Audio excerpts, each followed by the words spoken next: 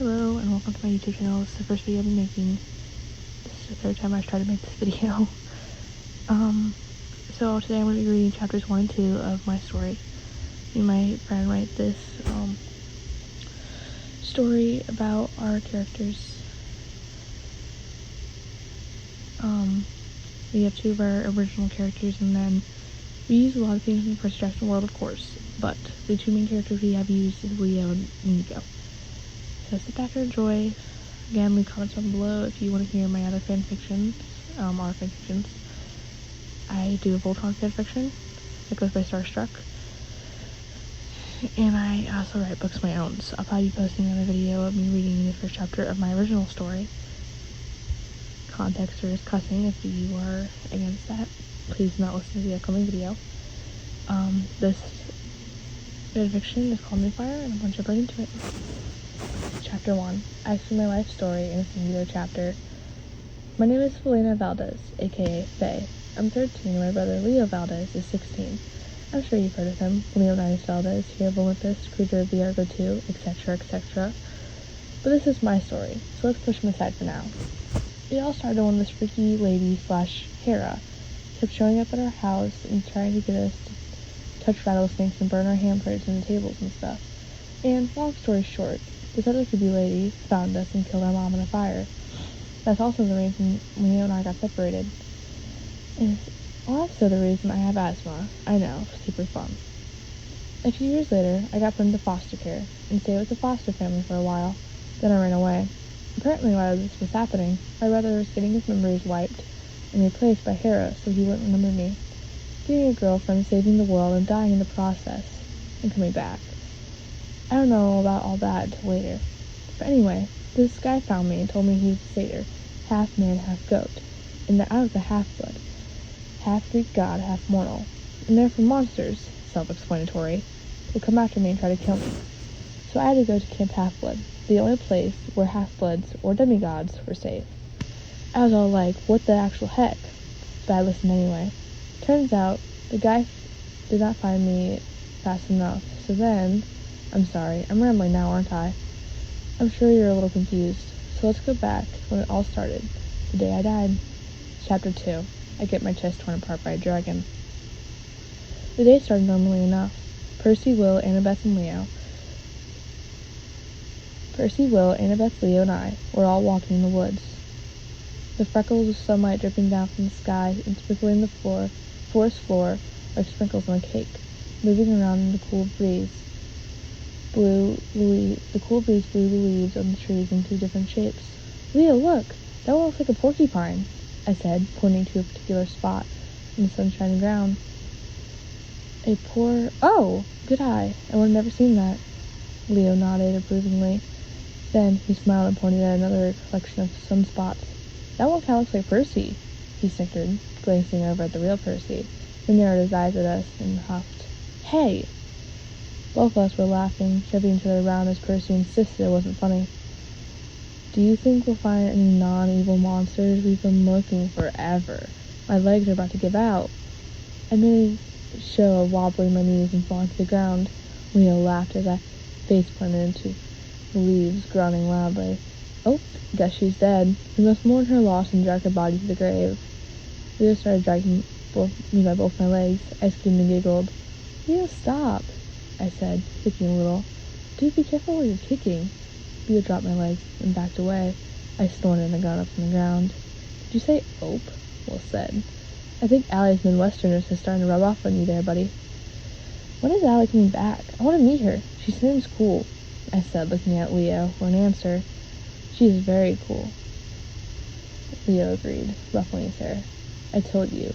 She iris messaged me this morning and said she'll be back tonight or tomorrow. I smoothed my hair back down. Then I smiled a little. I can't wait to finally meet her. Then I heard a stick crack. I spun around, expecting to see a Draken or a Drakene, or something other monsters whose names started with a D. But all I saw was a flowery honeysuckle bush. Faye? Leo asked, putting a hand on my shoulder. What is it? Nothing, I said. Just thought I heard something. That's all. Oh. Well, let's keep moving, just in case it's a monster, if not another stupid bird trying to scare me again. I tried to keep myself from smiling, but I couldn't, remembering Leo's terrified expression and his high-pitched girl scream. Not funny, Faye, he said, frowning at me as I started laughing again. You better stop being so loud, or another monster's going to get you. He grabbed me, shaking and tickling me. Leo, I giggled, tearing up, laughing so hard. Leo sighed dramatically. Fine, he said, hanging his head and turning away from me. So dramatic, I muttered, purposely loud enough for Leo to hear me. Surprised it took you this long to notice, Fifi. Leo smiled, knowing I hated the nickname he used. Oh, shut up, Leonidas. I'm so proud of you for building your reputation. It brings tears to my eyes. Leo faked sniffing and pretended to wipe tears from the corner of his eyes. Literally furthering my point, I said. Quit arguing, you two, Annabeth said, glaring at Leo, who rolled his eyes. Suddenly I heard a loud, low, rumbling growl. We all stopped. The sound rolled around the small clearing we had entered, so I couldn't tell where it was coming from. Nobody move, Annabeth hissed. Wasn't planning on it, Leo replied, lighting his hand on fire. Then the growl turned into a roar, and I covered my ears and turned into a shriek. Then I felt Leo being snatched away from me by whatever the thing was. Leo! I shouted. I heard his muffled screams growing further away by the second. I ran after him, little sticks whacking me and cutting me in the face, tripping over tree roots and fallen branches. Leo, where are you? I yelled, stopping and listening for a response. Here! I heard his voice coming from my right, so I turned and sprinted towards him. When I finally saw him laying on the ground, I felt the color drain out of my face. Leo's leg was bloody, torn, and twisted in an awkward angle that definitely wasn't natural. Hey, Faye, Leo choked. Leo, what happened? I breathed, kneeling beside him. Hey, what? Oh, gods. Annabeth had followed me and brought everyone else along. Will immediately dropped down beside me and began asking me questions. Faye? Annabeth tapped me on the shoulder. Do you think you and Percy need to help? Yes, I agreed hurriedly. Alright, Percy's winning. I got up and walked to where Percy stood. Let's go, I said. I nodded and we both jogged into the forest.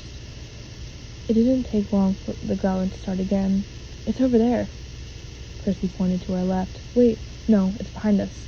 We both spun around. It's everywhere, I concluded. Then, about 8 things happened at once. The growling stopped. Percy opened his mouth to say something. I turned around again, and I saw a dragon lunging at me. I screamed.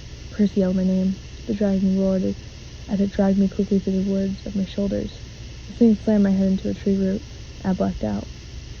When I came back to, the first thing I felt was pain. Then I felt someone squeezing my hand. I opened my eyes. Will and Leo were sitting beside me. Leo was holding my hand, and Will was trying to clean the wounds and pour nectar inside of it. Faye, Leo said. Yeah, I replied quietly. I knew I didn't have much time left. I now barely feel anything. Stay awake, Faye, Will said, not looking from his work. Everything was blurry and fading to nothingness. Just as I was about to close my eyes, Leo gasped. You okay? Will said, looking over at Leo now. Faye, you're my sister. Remember? He said, staring at me, slightly pleading with me to remember. Suddenly a rush of memories coursed through me. I did remember. I remembered him well. I remember the math he used to teach me, and the time that creepy lady tried to get us to play with the rattlesnake, and the last night with our mom before she died. The day we got separated. Oh, Leo, I said, wiping my eyes, looking to his. I remember. I whispered. Everything around me was going all echoey. I remember.